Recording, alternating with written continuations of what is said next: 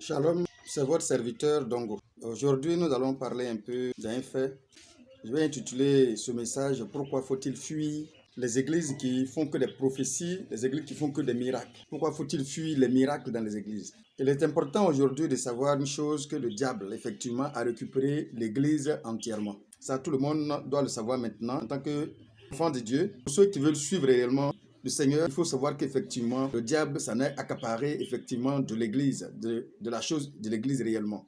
Le diable rusé qu'il est, il a tout fait pour trouver un moyen pour entrer dans l'église. Parce qu'il a pu détecter les besoins des personnes. Qu'est-ce qu'il a détecté? Il a su effectivement que les gens aujourd'hui cherchent tout ce qui est miracle. C'est-à-dire qu'ils veulent que le problème se résolve en un claquement de doigts. Du coup, lorsqu'il suscite un problème, il n'oublie pas que celui qui suscite d'abord le problème, et que lorsqu'il suscite des problèmes, il fait tout son possible effectivement pour proposer des solutions. Alors, puisque aujourd'hui, l'endroit où on peut facilement avoir accès à un monde, bien évidemment, c'est l'église, alors il propose d'abord ces solutions à l'église. Comment? Tout simplement en suscitant aussi des personnes qui acceptent de l'adorer, moyennant, bien évidemment, une récompense venant du diable, bien sûr, et il s'insère carrément dans l'église en faisant en sorte que le commun des mortels puisse comprendre et savoir qu'il est capable de guérir. Mais la seule chose qu'il prend comme voie, parole de Dieu, la Bible. Alors, n'oubliez pas que personne ne vous trompe à la Bible. Alors, la Bible, c'est quoi? C'est un document comme tout autre. C'est un document comme tout autre. C'est un livre comme tout autre, effectivement. Ce sont des papiers sur lesquels ils ont écrit des phrases. C'est tout un document comme tout autre. Alors, cette parole a de la puissance que lorsque l'Esprit Saint s'en a accaparé. Sinon, si l'Esprit Saint est en dehors de la Bible, ce sont des feuilles papier. Et c'est ce que le diable sait. Donc, qu'est-ce qu'ils font? Ils prennent simplement comme couverture la parole de Dieu, la Bible. Et regardez un peu comment les gars fonctionnent. Quand ceux qui font les prophéties, beaucoup de prophéties, ceux qui font les guérisons, des miracles, lorsqu'ils commencent, ce ne sont que tout simplement de connaissances. Que parole de connaissances, rien que ça. Puisque la connexion était telle que c'est déjà mémorisé, c'est déjà là. L'esprit, c'est comme c'est une culte. C'est comme nous, on le voit dans nos villages. Quand effectivement, moi dans mon village, quand les féticheurs chargent leur gris-gris sur la tête, effectivement, ils sont capables de voir même dans ta vie future. Et c'est pourquoi, c'est comme ça les féticheurs à nous berner, arrivent à nous manipuler. Et c'est pour ça les sorciers arrivent à le faire. Puisque quand ils font ça, ils peuvent regarder dans ton futur. Ils voient ce qui va t'arriver dans 2 ans, dans 3 ans, même dans l'immédiat. Et c'est comme ça, ils arrivent à dire, il faut saluer telle personne pour moi. Ton fils est dans tel endroit, et demain, voici ce qui va arriver. Il faut faire comme ci, il faut faire comme ça. Donc, on est là, on les écoute. Et on dit, bon, salut le fils de telle personne. On dit, bon, là, c'est mon enfant. Bon, d'accord. Il vient et il dit, bon, voici, il est dans tel endroit, voici ce qui va se passer demain. Les mêmes choses qui se passent dans mon village, quand le féticheur a chargé son fétiche en temps de danser, c'est les mêmes choses que je vois dans ce soi-disant prophète et église. Donc, du coup, ils sont partis ramasser ces gens de gris-gris juste pour remplir notre église aujourd'hui et pour pouvoir effectivement abuser de la naïveté, de l'immaturité spirituelle de certaines personnes. Sinon, c'est les commiens de mon village. Ce sont les féticheurs, les occultistes de mon village. C'est les mêmes choses qu'ils font aujourd'hui que ces mêmes personnes font aujourd'hui dans leur culte. Et il faut faire attention à cela. C'est le malin est rentré carrément dedans. Il s'en est accaparé totalement et intégralement. Et il est en train de sévir. Il est en train de travailler purement et simplement. Le pire, c'est que le mensonge qui est là va finir par être une gangrène pour la personne qui a été délivrée. Pourquoi? Parce que tout simplement, les mêmes choses qui se passent lorsque vous partez voir les féticheurs, les mêmes choses vont se produire. Qu'est-ce qui se passe lorsqu'on part voir les féticheurs? Lorsqu'on part voir un féticheur, exposer vos problèmes, qu'est-ce qu'il va te dire? Il va dire, écoute-moi, écoute, voici tel truc. Il va te rassurer en te disant l'origine. Qu'est-ce qu'il a fait? Qui a fait? Ok? Une fois qu'il t'a expliqué tout ça, il va te dire, voici ce qu'il faut faire maintenant pour pouvoir éviter cela. Il va vous dire ce qu'il faut faire. Acheter mouton, payer poulet, faire ceci, faire cela. Vous faites tout cela, vous partez. Le problème n'est pas fini. Le problème a été déplacé. Comme je l'ai dit, ils sont en collaboration avec les sorciers, avec les occultistes, avec les féticheurs. Tout ça, ils sont ensemble. Donc, qu'est-ce qu'ils font?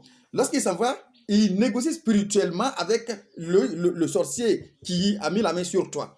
Qu'est-ce qu'il va faire par la suite? Il dit, écoute, moi, il est venu me voir, bon, je te donne-moi au moins, ne serait-ce que quelques jours pour le délivrer, au moins 1 mois, 2 mois, 3 mois, même 1 an. Et après ça, tu peux revenir tranquillement. Le contrat est signé. Du coup, vous signez un contrat juste pour 1 an, 2 ans.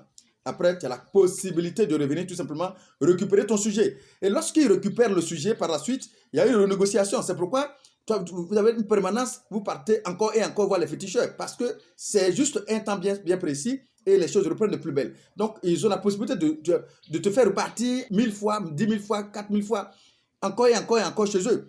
Puisque c'est juste, ce n'est jamais une délivrance, ce n'est jamais une solution, c'est juste un déplacement de situation. Et c'est la même chose, que ce soit dans l'église où il va opérer, c'est les mêmes choses qui vont se passer. Quelques moments après, tu vas voir que la même maladie reprend de plus belle. Ça reprendra de plus belle et forcément, tu seras obligé de repartir encore voir le même prophète ou encore chercher un autre prophète. Parce qu'en général, lorsqu'il a décanté cela, c'est pour juste une période. Le plus souvent, il n'est plus capable de décanter la même situation. Donc du coup, soit, puisque maintenant ils ont du monde, toi-même on ne te calcule plus, toi-même on ne te voit même plus, du coup, tu vas rester toi-même, disons, ton sort est entre tes mains maintenant, et le plus souvent, c'est fatal. Parce que la Bible dit, quand le diable sort, et quand il revient 7 fois plus puissant. Parce qu'il ramasse d'autres esprits plus puissants que lui pour rentrer désormais. Puisque déjà, tu as ouvert la voie pour que les esprits impurs entrent dans ton corps pour pouvoir agir, puisque ces états, ils t'ont soulagé et tu penses qu'on t'a guéri. Non, ils t'ont juste soulagé, on ne t'a pas guéri. Ils ont juste atténué le mal. Sinon, le mal est là. Ils ont juste dégonflé cette tumeur. C'est tout. Sinon, ça n'a pas disparu. Les seules fois où ça disparaît réellement, ce sont les hommes de Dieu réels qui parlent, qui proclament la puissance sur un mal réellement, et ce mal-là part. Pas de miracle comme vous voyez là. Non, c'est souffler là, que vous voyez là, c'est juste le diable qui agit. Je vous le dis tout simplement que tout récemment, j'ai vécu presque une scène où une personne remplissant de gris-gris, chez un lobby d'ailleurs, qui partait dans un campement, on a intercepté. Il dit, écoute, où vous partez? Il dit, non, je m'en vais quelque part là-bas. Il n'y a pas de village là-bas, c'est la zone des campements. À force de discuter avec lui, ça s'est associé des colères. Et qu'est-ce qui va se passer? Il voulait mettre la main sur le monsieur, sur le lobby, et remplir de gris-gris en question pour le ramener en ville. C'est qu'il a refusé. Mais qu'est-ce qui va se passer vers la suite? Il va tout simplement user de sa puissance qu'il a. C'est là, on a vu effectivement que ces choses-là sont un peu partout. C'est-à-dire, là-bas, ils s'en vont chercher ces gris-gris-là chez eux. Le monsieur, lorsque les gars veulent mettre la main sur lui, quand il souffle, tout le monde tombe. Quand il crie, tout le peuple tombe. Quand il soulève la main, tout le monde tombe, comme vous le voyez dans vos églises là, comme vous le voyez à longueur de journée dans vos églises là. C'est les mêmes choses, ce sont les mêmes puissances qui s'en vont soulever juste pour vous mettre en captivité, juste pour vous intimider, juste pour vous berner, tout simplement. En dehors de ça, il n'y a rien d'autre derrière. Et c'est pourquoi il faut faire très attention à ces gris-gris. Il faut faire très attention à ces églises. Il faut faire très attention à ces prophètes. Il faut faire très, très attention à ces faiseurs de miracles. Sinon, il ne déplace que les problèmes et non, il ne les résout pas. Puisque c'est le diable qui agit, ce n'est pas l'esprit pur et saint qui agit. Pas le fait de crier Esprit Saint, que parce que l'Esprit Saint est en train de travailler. Il veut dire, tout ce qu'on proclame dans le cœur a un fait. Tout ce qu'on proclame dans la bouche n'a aucun effet. Donc, du coup, l'Esprit Saint n'est pas là où il ment. Il sait que tu es en train de mentir. Il sait ce qui t'a caché derrière toi. Donc, il n'est pas là. C'est son nom, vous proclamez. C'est son nom, vous dites seulement tout simplement. Il n'a aucune guérison derrière. Et il faut faire attention à cela. Enfants de Dieu, si vous êtes vraiment des enfants de Dieu, vous avez la parole de Dieu qui vous délivre de tout mal. Vous avez cette puissance qui vous délivre de tout mal. Prenez acte de cela. Il faut que vous puissiez prendre cette parole dans les mains, entre vos mains. Il faut vraiment, vraiment que vous preniez cette parole, accaparez-vous cette parole. C'est une puissance qui est dedans. C'est une puissance qui est dedans. Chaque lettre est une puissance. Chaque phrase est une puissance. Chaque verset est une puissance. Alors, votre prophétie se trouve à l'intérieur. Essayez, vous allez me témoigner cela. Plus vous ne lisez pas la Bible comme un roman. Simplement méditez la Bible, verset par verset. Répétez ça encore et encore. Il y a un message qui va commencer à résonner. Il y a un message de l'Esprit Saint réellement qui va commencer à venir en fonction de vos problèmes. Quand vous lisez la Bible, ne cherchez pas des versets, non. Lisez la Bible complètement, tranquille, naturellement. Mais quand on dit lisez, ça dit méditez ça naturellement. Vous allez voir que les messages que Dieu a cachés pour vous, l'Esprit pur et saint va vous les révéler. Les solutions à vos différents problèmes, l'Esprit pur et saint va vous les révéler. N'attendez pas que ça vienne d'un prophète. Vous êtes d'abord le prophète que Dieu a créé. Vous êtes d'abord, chacun a un prophète dans sa propre maison. D'abord, il a un prophète dans sa propre maison. C'est pourquoi il a la possibilité de vous révéler tous les problèmes qui vont arriver dans votre propre maison d'abord. Maintenant, un prophète, une grandeur, il vous fait sortir. Toute personne qui prend la parole de Dieu au sérieux est d'abord un prophète dans sa maison. C'est pourquoi il y a des choses qui vont venir, Dieu va vous les révéler à tout moment avant que la chose n'arrive. prenez soin de cela. Il a dit, vous êtes le temple du Saint-Esprit.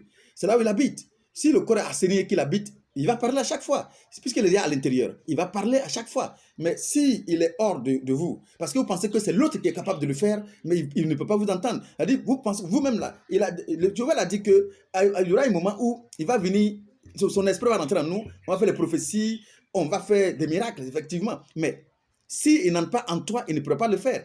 Donc, ta délivrance n'est pas chez X ou Y. Ta délivrance n'est pas chez un prophète, ni ton pasteur. Ta délivrance est dans la parole pure et simplement de Dieu. Ton voyage là, ça est dans la parole pure et simplement de Dieu. Ton mariage là, ça est dans la parole pure et simplement de Dieu. Mensonges qu'ils font, ils ne vous donnent pas le mariage qu'il faut. C'est pourquoi lorsque vous vous mariez quelques jours après, l'esprit qui a orienté le monsieur sur toi pour que l'église puisse marcher là, est parti. Donc, il y a la misère qui commence à rentrer dans votre couple. Et du coup, les divorces commencent à rentrer dans votre couple. Le mariage de Dieu, lorsque le diable entre dedans, il n'a jamais la victoire. Il va entrer, il va sortir. Il va entrer, il va sortir. C'est comme ça, le mariage de Dieu se fait. Attention à ne pas vous laisser berner par les messages genre, et ton mariage se trouve ici. Celui qui veut se marier, voilà, il faut venir ici. Celui qui va voyager, il faut venir ici. Celui qui veut du boulot, il faut venir ici. Il y a des boulots que le diable donne, juste pour faire figuration. Et lorsque il a fait comprendre à ceux qui sont là qu'il est capable pour pouvoir faire encore venir des gens, l'objectif c'est de parler de lui. Mais du coup, il sort de ton boulot. Et là, la misère commence maintenant dans ta vie. Attention à ne pas vous laisser berner par ces personnes. Ils sont là juste pour servir le diable avec le livre qui n'est que des feuilles. Tout simplement, dedans, la vraie parole, c'est quand c'est prononcé par l'Esprit pur et saint. La vraie parole de Dieu, c'est quand toi-même tu le lis. Tranquillement, tu lis la parole, tu lis ce livre-là avec tout ton esprit, avec l'Esprit Saint en toi. C'est en ce moment-là, ça a un effet. Sinon, ce n'est que des livres, ce n'est que des écrits, tout simplement. Attention et prenez garde de cela. Ne vous laissez pas berner par ces personnes. Aujourd'hui, ils ne sont accaparés que pour chercher leur argent, pour vous brûler dans des grosses cylindrées, pour faire du bling-bling. Attention, attention, le diable sévit actuellement dans l'église de Dieu. Le diable est présent dans l'église de Dieu. Je vous en prie, fuyez les églises de miracles. Fuyez des églises de prophétie, de paroles de connaissance qui rentrent dans votre famille, qui connaissent même la couleur de vos caleçons. Fuyez ces églises. Ce sont même ces fiduciaires de mon village font ça. Chaque jour que Dieu fait, il peut même être là-bas et puis te dire, voici ce que tu as mangé hier. Mais les fiduciaires de mon village font ça. Ça, c'est là-bas, ils sont partis ramasser ces choses-là, je vous en prie. Fuyez ces églises. Fuyez-les. Enlevez vos chaussures et mettez-vous à fuir carrément. Il est temps que vous quittez dans ces églises. Il est temps que vous quittez dans ces églises. Ce sont des miracles éphémères. Ce ne sont que des déplacements de situations. Ce sont que des déplacements de problèmes. Ce ne sont que des soulagements éphémères. Fuyez. Il est temps de fuir. À bon attendeur, salut.